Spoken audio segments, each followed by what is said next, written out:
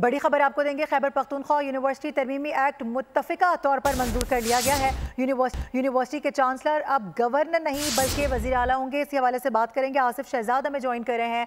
आसिफ बताइएगा क्या कुछ तब्दील होने जा रहा है। जी बिल्कुल, ये खैबर पख्तूनख्वा असम्बली का इजलास जारी है। इस हवाले से गुज़िश्ता रोज़ बिल पेश किया गया जिसमें जो खैबर पख्तूनख्वा की यूनिवर्सिटी उसमें तरमीम की गई, जिसमें तरमीम में कहा गया था कि वज़ीर आला जो हैं वो अब तमाम यूनिवर्सिटीज़ के चांसलर होंगे। गवर्नर को इस ओहदे से बरतरफ ही समझा जाए, क्योंकि गवर्नर के बाद वज़ीर आला तमाम उमूर देखेंगे। तो ये बिल जो है वो मुतफ़िका तौर पर मंजूर कर लिया गया है।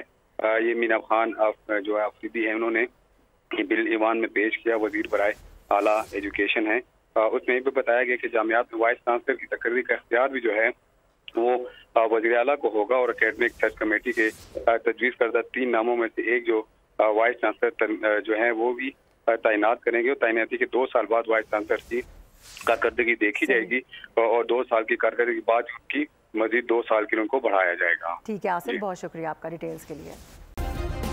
सब्सक्राइब करें और बेल दबाएं ताकि कोई खबर रह न जाए।